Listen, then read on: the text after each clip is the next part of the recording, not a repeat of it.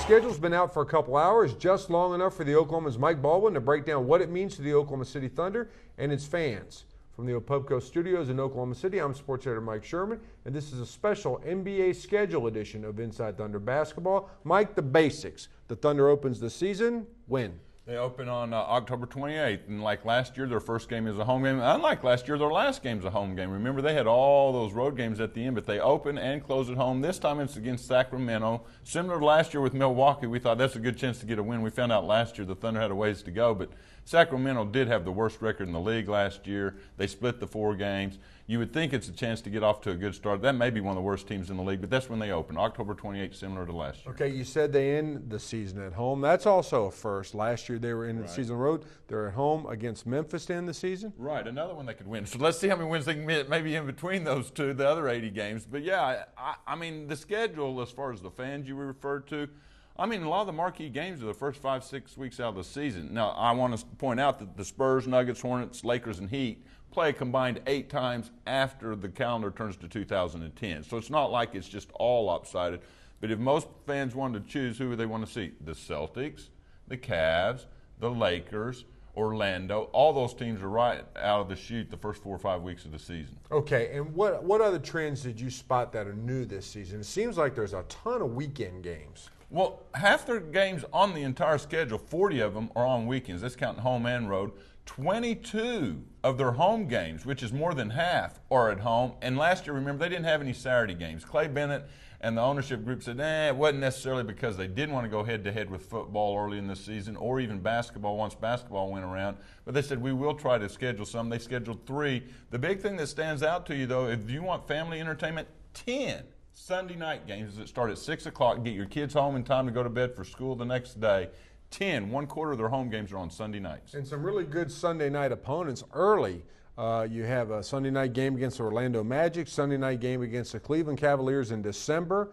But what are the best games? What's your top games that you see? My top 5 would all be early in the season, even though, like I said, you've got the Hornets, and you have Lakers making a second appearance, 2 Spurs appearance, another Mavericks appearance, couple Denver. Can Carmelo beat them at the buzzer again? So you have some ones later, but none of those made my top 5.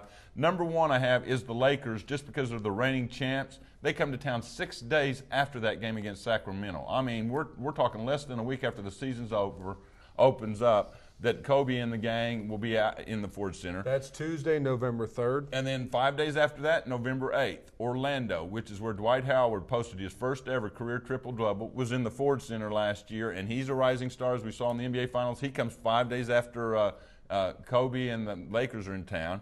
Just a week after that, the Clippers are in town, and most people that aren't familiar with this market would say the Clippers. Well, guess what? I messed it up in the Sunday paper, but the only 2 Western Conference teams that come here once each are the Clippers and the Grizzlies. So it's Blake's only appearance in the Ford Center all season long will be on November 15th. That's an NBA TV game, their first appearance on national TV, too. Yeah, they only have 3, which Barry Trammell's going to get in. Does that say something about Durant, the next LeBron, the next Kobe, if he's the next this and that? Why isn't he on TV more? And I've got a little breakout tomorrow. Maybe they're not quite as much a team on the rise, at least from the TV executives. We're having a little breakout. If that's the case, only 1 ESPN game, that's against Dallas, 2 NBA TV games, one's against Blake, the other one's against the Sixers early in the season, but that's it on national TV. Now, they can change every once in a while later in the season if you stay in a playoff race or something, but for the most part, it looks like only 3 all season long, and when they televise, I think it's over 250, 300 games total. That shows they're not getting a lot of love by the TV networks. My number 4 game, of course, is Boston. I mean, it doesn't matter where they fall on the schedule. They're the old tradition-rich team. They won the title 2 years ago. A lot of people think they'll be back in the mix this year with a healthy Kevin Garnett, Pierce, Allen, the Celtics. They're in town soon after on December 4th. And before you even get to Christmas, my number 5 game is, as you mentioned, the Cleveland Cavs on a Sunday night. Now Shaq's on the roster. I'd argue that may be the best game. You got the best player in the league, the reigning MVP in LeBron. You got Shaq, one of the most personable guys, a former MVP. That's 9 days or so, 12 days, about 2 weeks before Christmas. Those are my top 5, are all before Christmas.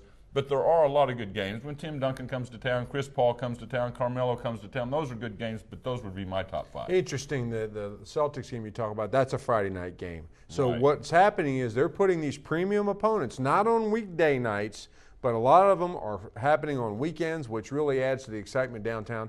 at the Ford Center. Mike, any critical part of the schedule that you look at could be the telltale for the season? Well, that's going to be one of my subjects in tomorrow's paper when we dissect this. Is Kevin Durant recently said at his basketball camp, we need to get off to a good start. That's going to be a daunting challenge. I mean, early in the season, road games at Detroit, Houston, Sacramento Clippers are okay, but then Miami, Orlando, Lakers, Utah, you would think for the most part you'd lose most of those, which puts a lot of pressure on all these home games. And who are some of the ones we just mentioned?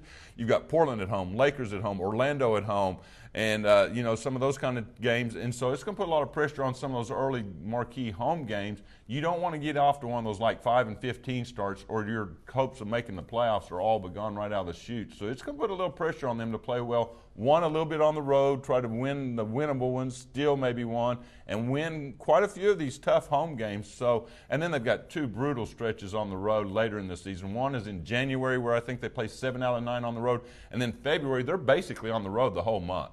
I mean, you got the All-Star game down in Dallas sandwiched in between. They end the month with Minnesota and Toronto at home, but before that they play like 6 out of 8 on the road.